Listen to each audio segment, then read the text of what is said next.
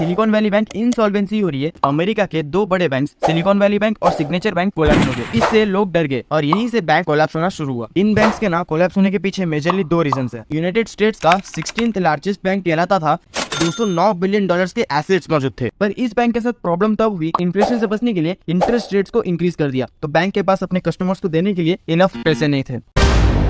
तो यार अब तक आपको ये तो पता चल ही चुका होगा कि अमेरिका के दो बड़े बैंक सिलिकॉन वैली बैंक और सिग्नेचर बैंक कोलैप्स हो गए। पर ये बैंक कोलैप्स कैसे होते हैं, इसके पीछे की कहानी क्या है, ये सब कुछ हम सिर्फ 3 मिनट के अंदर जानेंगे। अभी इन बैंक्स के ना कोलैप्स होने के पीछे मेजरली दो रीजन है। अब आप पूछेंगे क्या है वो रीजन, तो सुनो। पहली वजह है बैंक रन। जब बहुत सारे डिपोजिटर्स यानी जब बहुत सारे लोग एक पर्टिकुलर बैंक से एक साथ अपना पैसा विथड्रॉ करते हैं तो उस सिचुएशन को बोला जाता है बैंक रन। अब सिलिकॉन वैली बैंक के साथ भी यही हुआ। जब लोगों को पता चला कि सिलिकॉन वैली बैंक इंसॉल्वेंसी हो रही है, इंसॉल्वेंसी मतलब एक ऐसा सिचुएशन जब बैंक के पास अपने खुद के कर्जे उतारने के लिए पैसे ना हो, तो इससे लोग डर गए और इस बैंक से एक साथ अपना पैसा विथड्रॉ करने लगे और यहीं से बैंक कोलैप्स होना शुरू हुआ। अब आप पूछोगे अरे यार लोगों ने जो पैसा बैंक में डिपॉजिट किया था बस वही तो निकालने गए थे, तो इसमें बैंक कोलैप्स कैसे हो गया। इसके पीछे दूसरी वजह है लैक ऑफ डाइवर्सिफिकेशन। अब जैसा कि silicon Valley bank United states का 16th लार्जेस्ट बैंक कहलाता था, तो FDIC यानी फेडरल डिपॉजिट इंश्योरेंस कॉर्पोरेशन के हिसाब से इस बैंक में 2022 के एंड होते होते $209 बिलियन के एसेट्स मौजूद थे। अब यहीं पे बैंक को लालच आ गया।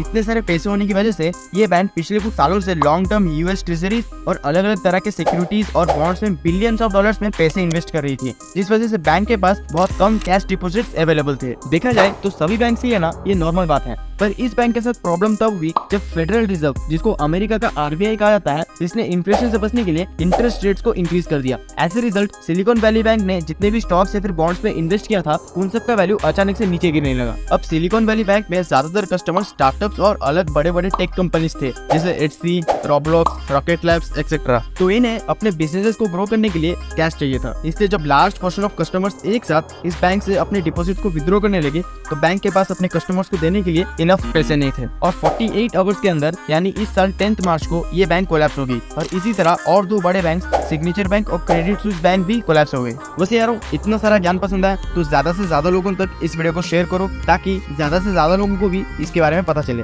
मिलते हैं अगले एपिसोड में।